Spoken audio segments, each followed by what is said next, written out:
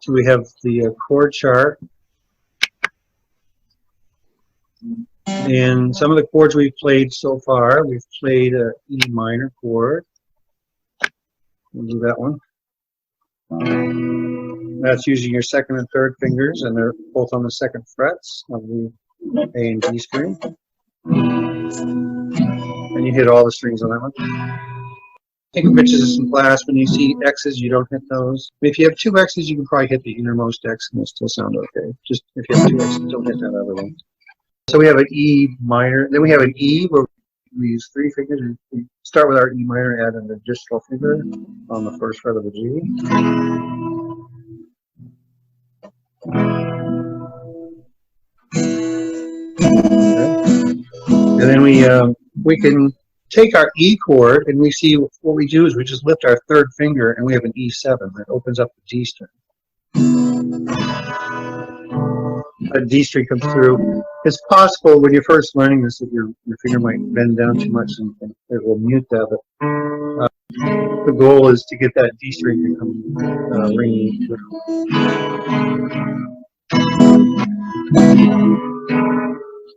That's an E7. And then in class we did a D chord.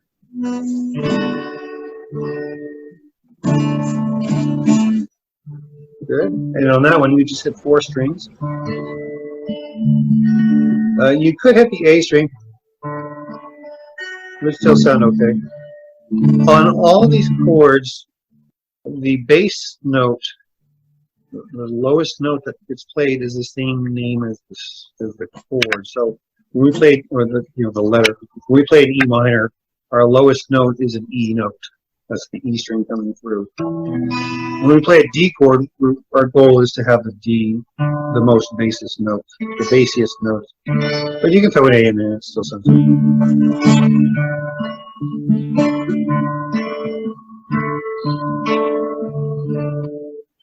All right.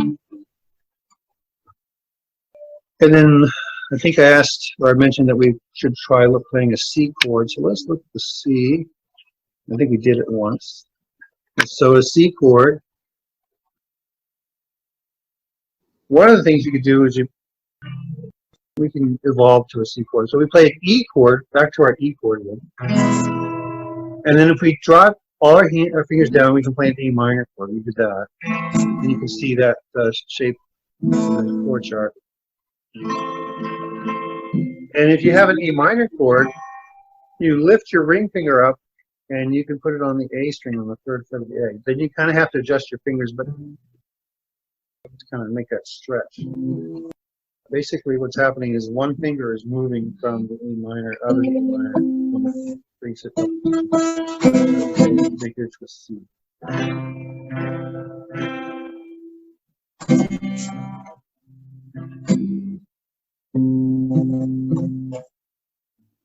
And then we have a C7 just by adding one additional finger. We have a C7.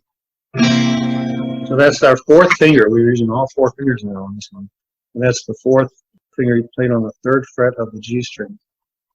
With a B flat, actually.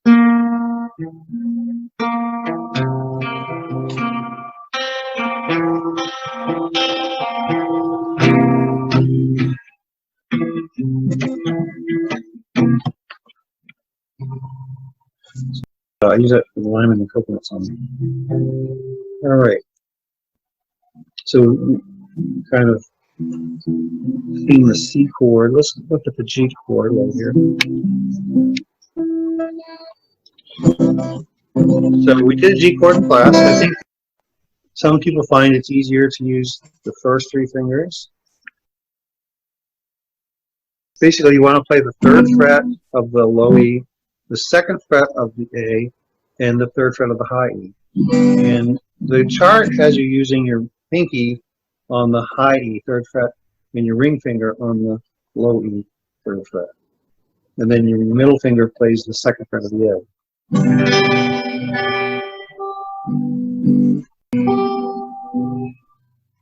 You can play it that way, and if you have trouble playing it that way, you just basically need to get those 3 frets pressed down. If you need to use different fingers, you can.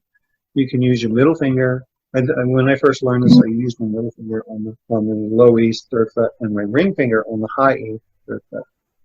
And sometimes people play just this as a G. And you mute the A string. The A string doesn't get played because your middle finger is making contact with the A to make it so it doesn't play. And you're just getting those two high and low E's being played on the third fret. But you do want to get that A to come in if you can to get that B note. You have a B note up here on the B string, but you get another B note in the bass. So here's your official G. Playing it the way it is in the chord chart gets you much closer to playing a G7. Because all you have to do is lift your pinky and put your index finger down to change it to a G7. There's a song that we'll play, it's called Shanty. You start with a G and you go to a G7. And then you go to a C and a C7. And so something good to eat. Big myself a little high, maybe some more income. Then we have to play a few more chords. That's like half the song, just those 4 chords. So G and G7 and C and C7.